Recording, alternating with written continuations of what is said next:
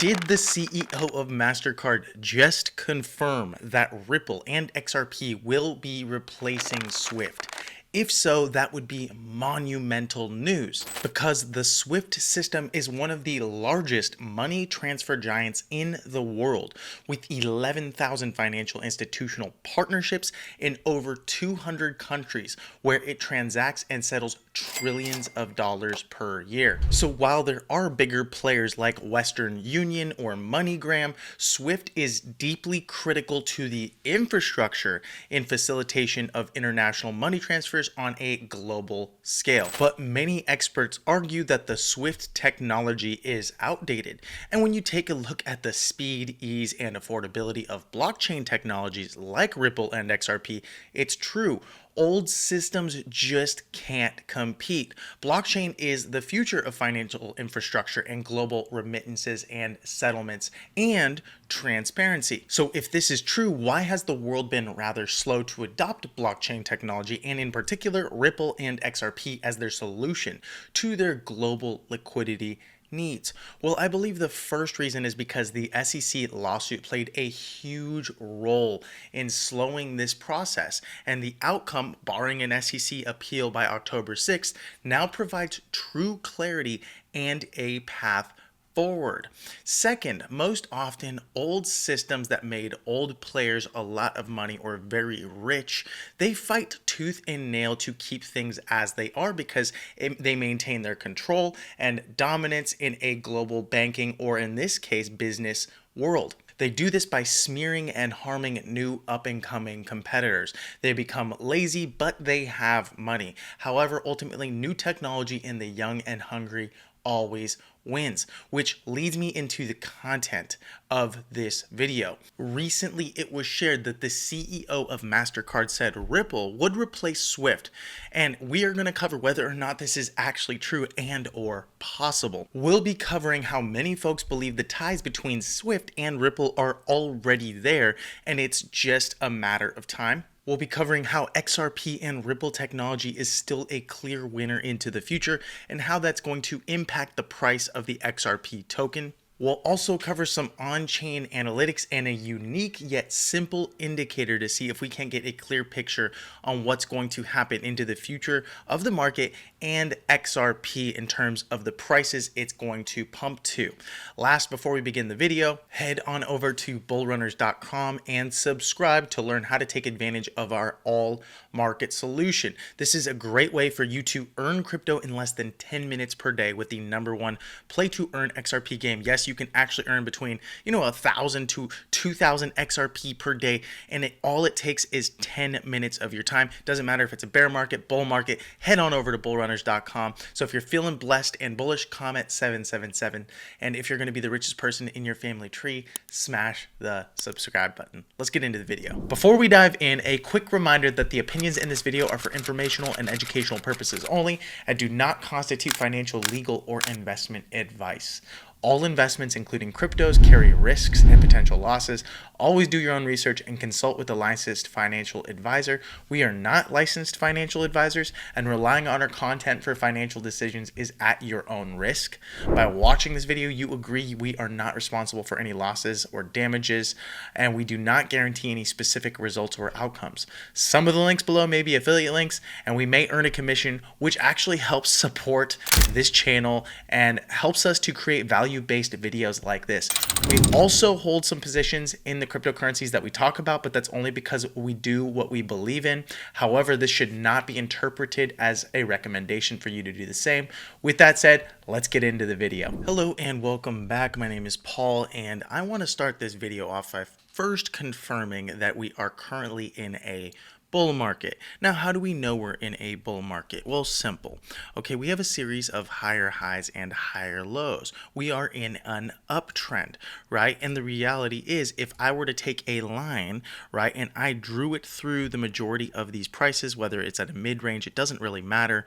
I look and say, okay, does it look like it's going up or does it look like it's going down? If you took a step back and just looked at it, you would say it looks like it's going up. Now, this is a longer term uptrend. This thing started right at the low in January of 2023, and we've consistently been trending up. Yes, we've broke down below some supports, right? We've hit some resistances, and in recent months from March through the end of this summer into August right now, we have not seen a new all-time high, but that does not mean that we are not in an uptrend, right? Again, we have a series of higher highs and higher lows. Our first major low being here, right? Our next high here, which came above the recent high, right? With a little bear trap, so that would be our next low. Next high, right? Next low, and arguably this was just an entire range right here, a rectangle, before we broke out, put in a new high right here, new low, new high, and this may potentially be our new low. But the reality is, even if we came in lower, at the end of the day, this would still be an uptrend if we started breaking above the most recent highs here or here at $69,000. In other words, we may see a more of an intermediate term downtrend. However, the trend is still up.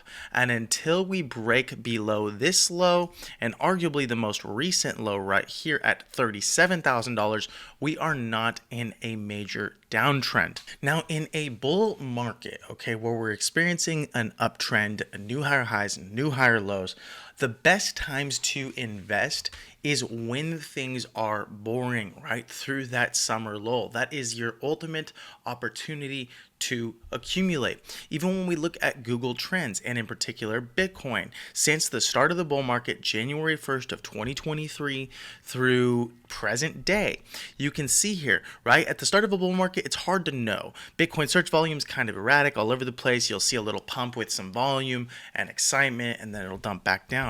But we first want to establish that we are actually in a bull market with a new trend. And so reality is, through that summer, we did. And as you can see here, from the months of basically May through October, right, Bitcoin search volume in terms of its popularity or interest over time was relatively low, ranging between 37 all the way down to 23. And if you look at the price of Bitcoin during that time, you can see that Bitcoin truly was building this rectangle range of support and resistance. In other words, it just needed some time, right, before it actually broke out to new highs for the year. Well, it would seem the exact same thing is happening right here in the crypto market from, March back at the local all-time high due to the Bitcoin spot ETFs till present day. Yes, we've had an intermediate term downtrend, but we've seen consistent support at the $59,000 level and consistent resistance at the $71,000 level. So it is very much possible, right? This was our local low and we continue trending up. But even if we broke down a little bit lower down to that $42,000, $43,000 range, we would still be in an uptrend. In other words, in this situation and environment, it was a great time to accumulate. And I would argue the same thing is happening right here, right now, considering many institutional players are consistently adding to their crypto bags right now while we continue to fumble them or capitulate. And this is also confirmed when we look at the social sentiment of, or the social volume of Bitcoin. Again, Bitcoin being a major market for the crypto marker for the cryptocurrency market. And as you can see here into the new highs, we had an uptrend in terms of social volume. And since that high, volume has consistently declined with a few, right, pumps on a dump right here. So the market dumped, people started talking about it, obviously. But generally speaking, volume, social volume has consistently declined in virtually all platforms, from Twitter to Telegram to Reddit to Twitter, 4chan, Bitcoin Talk, and even, Farcaster, although Farcaster is relatively new, so we're seeing it pump. That said, across the board, if you were to track or measure the total social volume, it is declining. Again, a good time to accumulate. So the reality is, what are going to be the potential catalysts for something like XRP? A lot of folks think it's going to be some major partnership now that the SEC settlement has come to a close and we're just waiting on an appeal. And recently, Crypto Geek posted this breaking news, basically stating that MasterCard's CEO announces Ripple will replace Swift. We've already begun discussions to use XRP And this thing got a boatload of social engagement. It was recently posted on August 19th. But to be fair, it is complete BS. And even if you look right here, he literally says he doesn't think it will replace Swift. So another person calls it spam. Someone says 3-year-old video. Another person says 5 to 6 years old. And most importantly, is this person even the CEO of MasterCard? And as you can see here, he is not. I don't know who this is. I tried to find him, look into him. Maybe someone can let us know in the comments below who that is that's talking. And we will get into the video, and then you use the video to find what's actually relevant there and whether or not it's proper information. But here is the actual CEO of MasterCard since 2021, Michael Maybach. I could not find the gentleman in that video, but here is what he stated, and I think what's important to pay attention to. Swift is the preeminent messaging system for the financial industry, which covers, say, payments, FX, trade, in terms of securities, etc., nostra reconciliations, etc. What we're looking with the crypto, though, is where Swift would have a store and forward system for most of its payment transactions, where you need service level agreements that in a certain time I will do something, the payment turns up at a certain time during the day. Here we're looking at the new network styles, which allow instant, real-time movement of the funds and visibility of those funds as well. So we would not have a situation where banks need to come back to you and say, have my funds arrived? It's 3 days later. I need to find out or find query messages moving around the network. There's nothing like that. I don't believe Ripple is going to replace Swift. Ripple is one of the complementary networks which is going to allow those institutions who need real time to make use of that. And I think we're also seeing that Swift are changing their network capability so that real time will be a possibility as well. But we may also see Ripple XRP moving across the Swift network as a currency when we're perhaps using something like FX. In other words, he makes a really key point there that although Ripple and XRP will not replace Swift, it is very much possible and potential that they are complementary technologies. And when you go and study some of the biggest companies in the world, as they continue to want to dominate in their field or in their industry, they usually start to buy out competitors or they buy out complementary companies, but they don't typically move outside of their realm of business. They always stick to the core business if they're smart, and then they find a complementary business to add to it.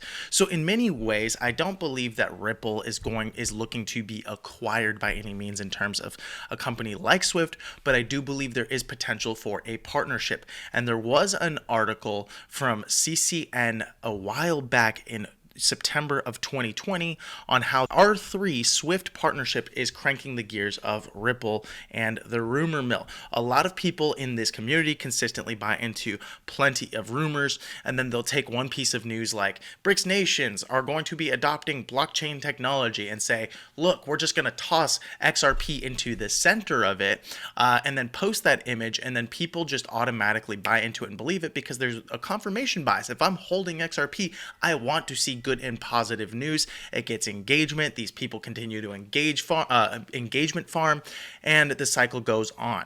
But at the end of the day, this does not confirm any of this news. In other words, it truly is BS. And this being back in 2020, the reality is a lot of things can change, especially when we had a pandemic on our hands. And then we had the SEC lawsuit in December, at the very end of December in 2020. A lot of things changed, right? For example, MoneyGram was doing a partnership with Ripple. Then they dropped that because they didn't want a major issue with the SEC, breathing down their throats and necks because of Ripple and that partnership that they had. In other words, this announcement was absent. From the announcement, of course, was any clear statement that Ripple's company would play any role in a partnership, much less introduce XRP as the cryptocurrency to the SWIFT network of financial institutions. So again, the rumor mill goes and people buy into these things, but at the end of the day, it is BS. However, what isn't BS is the blockchain technology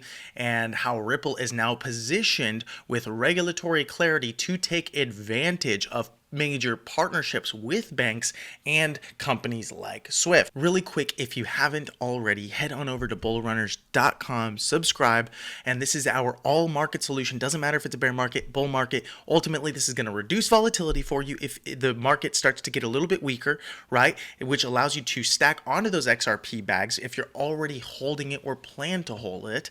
And on the flip side, this is a great way to compound onto your gains and earn more by earning crypto, actual crypto that you can convert directly for XRP in the #1 play to earn XRP game. If you have any questions, you can watch this simple 8-minute video on the other side. And in 3 simple steps, you get your XRP wallet, you get your game pieces, very straightforward. It takes about 10 minutes per day. And then you literally get your crypto by playing the game, which you can convert directly for XRP. So you have nothing to lose, everything to gain. Go to bullrunners.com and let's get back into the video. So in this article from Daily Coin, it says Ripple versus Swift, can XRP overthrow the payments giant? And the reality is we simply don't know, but here is what we do know. Okay, Swift is using some really outdated technology. They are trying to upgrade, but it's no different than Ethereum and their blockchain. It's very difficult to change the wings on a plane once it's up in the air.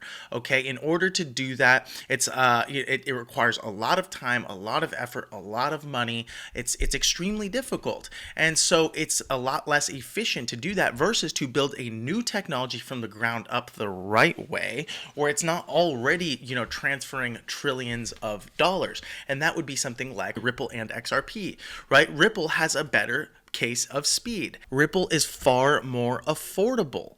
Okay, Ripple also now has regulatory clarity and is one of the only players in the space that is likely going to be able to do business and not fear an SEC retroactive lawsuit, considering this whole thing is now coming to a close. So at this point in time, again, come October 6th, if we don't get an SEC appeal, which I don't know if that's going to happen, but I think it is unlikely considering the election is just around the corner and Gary Gensler is likely on his way out, it wouldn't make sense to do that. Then a lot of new banks and partners will want to be onboarded into the Ripple technology and utilize it because it is far more efficient and affordable. Then you combine that with the fact that we are still in a bull market and we're starting to see a lot of stable coins enter the space.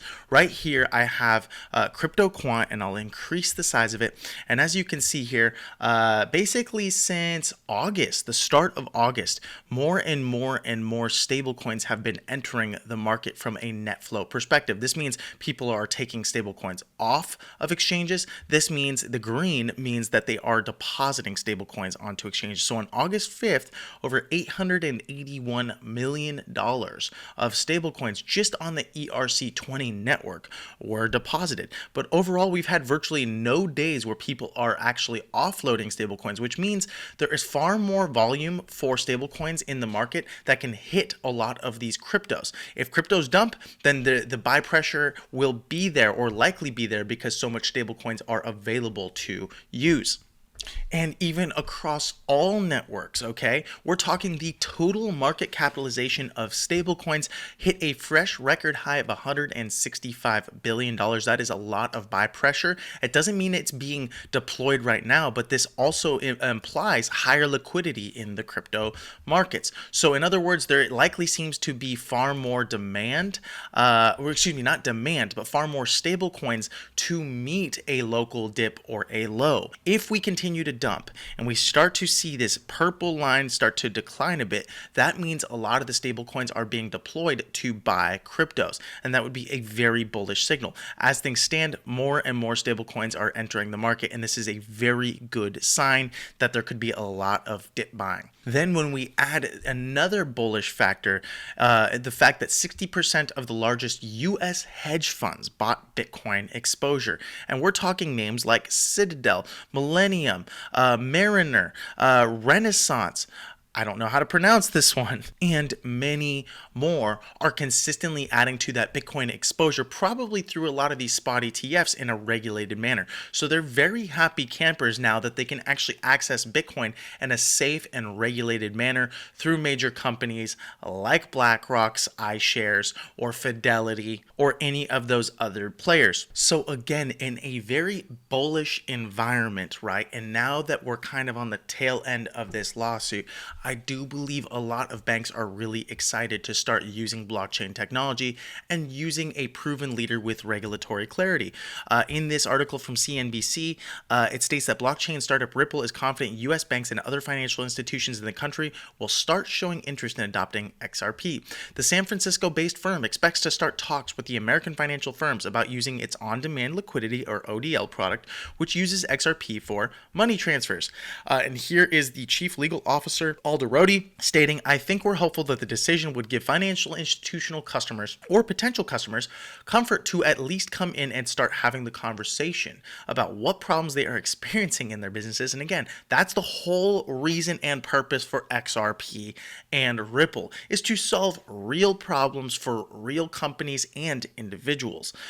Real world problems in terms of moving value across borders without incurring obscene fees, which, for the longest period of time, the middlemen got a lion's share, and they really took their chance or their opportunity to price gouge. Well, blockchain solves these issues. And arguably, Ripple and XRP solve them better than everybody else. So let's dive into this little chart and then see if we can't recreate it on our own chart alongside a very simple indicator that gives us a very good read of the general direction of the market. Because a lot of people have been talking about a golden cross recently. It's when the 50 EMA crosses over the 200 EMA.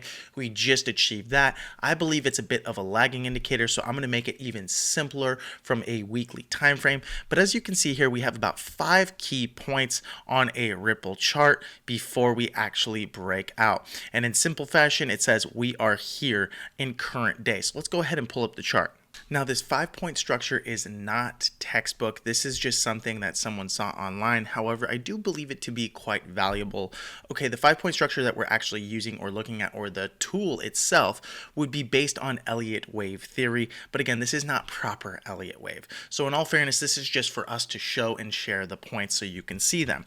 Okay, the first point right here on the chart would be the major local new high. Okay, then we get a major dump, and as you can see here, we get this triangle pattern where we get a series of higher lows essentially, and then lower highs. Okay, you can call it a flag or a descending triangle or a wedge. There's a lot of things you can call these things, but as you can see here, we just continue to tighten up in the range, and then over a period of time, we actually come into a rectangle where we fail to break above a point. In this case, it was a penny. And then finally, when we do, right, over a period of time, we break out to new all-time highs to make our new 0.1 in the time or in the chart. And so in similar fashion, we're doing the exact same thing here over a period of 6 years. So we're getting a series of higher lows. We're getting a series of lower highs for a flag or a triangle. And now we have our 0.1. We have a 0.2, a 0.3, a 0.4, and guess what we have here? Okay, we have a rectangle. Now this thing is not as pretty or as good in my opinion as the previous one. As you can see here, we traded far more consistently inside of this rectangle somewhere at the midline. But in this situation, it looks like we traded on the lower portion of this parallel channel and rectangle, and in the case of 2023 and onwards, we traded in the upper portion of this channel. So now we are at a point in time where we might have a bit more time before a breakout, but what this chart is assuming and this analysis is saying is that once we do break above this triangle, we actually pump really, really freaking hard. Now, is that going to happen? Nobody knows. And the reality is everyone wants to know, is it actually going to happen? Well, if we see a very bearish environment from a market standpoint, then chances are we just come back down to the bottom of this channel, maybe even break below the 38 cent 30% range and then come back up. Just because it's happened in the past doesn't mean it needs to happen in the future. And everyone says, well, this time is different, right? This time might be the same as the last time. It might be different. Nobody actually knows. And to say we do, we would be lying. But this does look eerily similar. And I do believe we've built a very strong range of support from the 30-cent range all the way up to the 64-cent range. And so the reality is, if we break above, and I'm going to make this simpler now. So if we break above the 74 to 75 cent range, then I think we have good odds that this thing is going to pump pretty hard and arguably break above that 177 to $2 range all the way up to the previous all-time high and potentially even make new all-time highs. The market cap would be tremendous, but at the end of the day, if there's more demand than there is supply, then you don't always need an extremely large market cap for prices to really just banana, or in this case, go parabolic.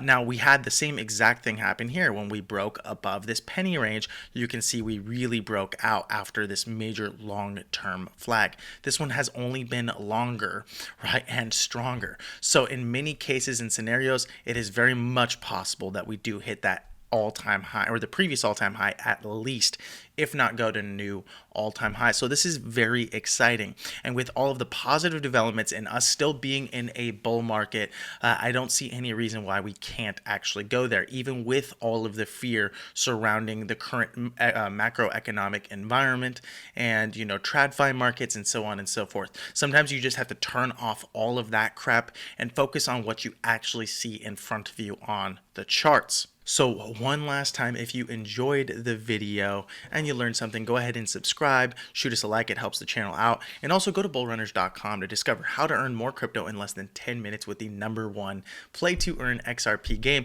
This is a great way to earn, up to 1,000 to 2,000 XRP per day, and we actually show you the proof. All you have to do is subscribe, go to the other side to watch a few videos, and in 3 straightforward, simple steps, you can be well on your way to not only reducing your volatility and risk if the bear market, or if we start to see a bear market, but also compound on those XRP bags by earning crypto into a major new all-time high or a bull market. So this is an all market solution that I think you should take advantage of, and I think you'd be very happy about it too. Thanks so much for watching the video, and I look forward to seeing you on the other side.